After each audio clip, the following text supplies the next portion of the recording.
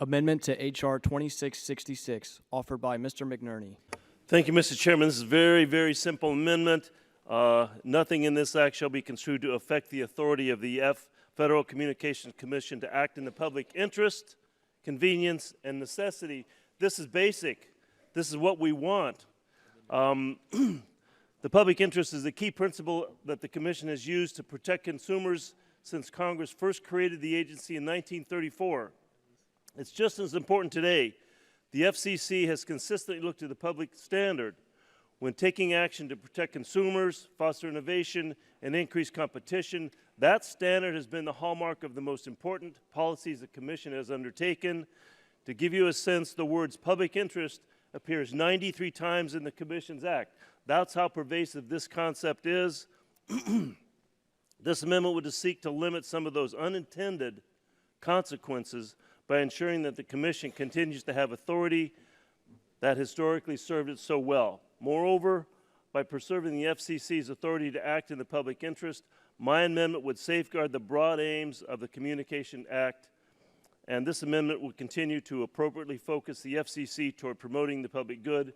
I urge the members to support it, and I yield back. And I speak out in opposition to this amendment. Appreciate the gentleman's offering it, however, and his concerns. The issue here, though, if you go with his amendment, you basically vitiate the rest of the bill. You do away with the whole concept on this because there's no fence around the term of public interest obligation. It is whatever the FCC at the time says it is.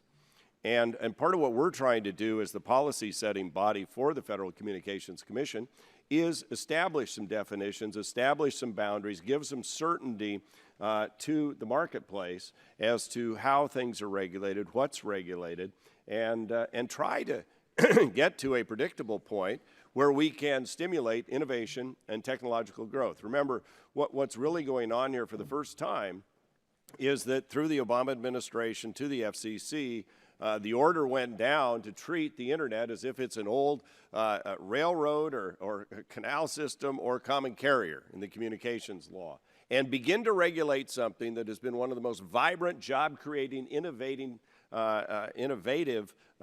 things in our lifetime, in the history of humankind probably, and that's the internet.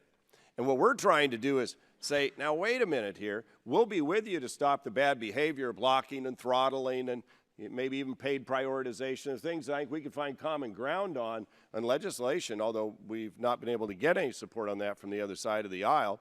Meanwhile, the courts are going to decide what the FCC can or cannot do in terms of Title II regulation. But what we should do with what we can deal with here is to say, no, there are boundaries. If you just go back to the public interest obligation statute, there's no definition of what that means. It means whatever the majority, 3 people at the FCC, decide it means at the time. That does not give certainty to the marketplace. That will diminish innovation and job creation in America. And so therefore, reluctantly, I disagree with the gentleman from California, and I'd urge my colleagues to oppose his amendment.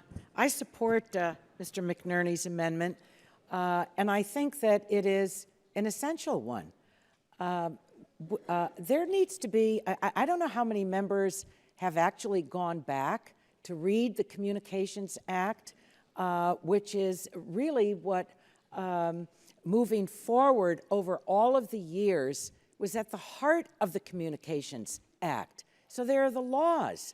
In the Communications Act, the words public interest appear 93 times. 93 times. And so this isn't a new notion. This isn't using 2 words to throw sand in the gears.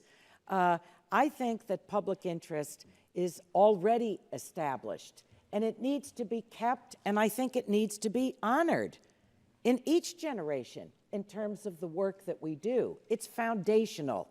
It's foundational. And so I think that the gentleman's amendment makes eminent sense. The public interest is the key principle that all the commissions have used to protect consumers since the agency was first created by Congress going back decades. And it's just as important today. It is just as important today. I mean, you can compare or just use the, on the one hand, people can say, well, the Constitution is dusty, and so you just disregard it. And that the Communications Act is dusty. In each generation, there has been an adherence to the basic principles and values, and as I said, 93 times this phrase appears in the Communications Act. So what the gentleman is putting forward is, again, something that is foundational and that we should be honoring just as much today as we have in the past. So I support it. I just want to support the amendment as well. I think it's a pretty sad day when we have to argue over language which says that the FCC should act in the public interest.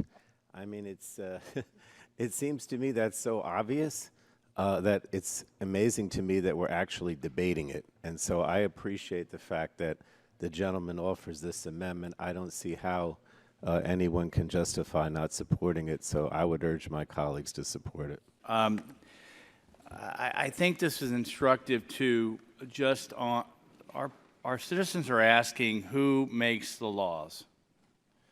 And I think I would rather have elected officials determining the public interest than appointed bureaucrats. And I think, if we're asking why this is important, is because that issue. I think people want us to be more specific in the legislative language, and the Constitution, in Article 2, gives the power of the executive branch to enforce that. Not to determine, not to make up, not to change, but to enforce the laws of the land. So I'm going to support my colleague and friend, Mr. Walden, and ask for a no vote on the amendment. All those in favor will say aye. Aye. All those opposed say no. No. Opinion of the chair, the noes have it. The amendment is not agreed.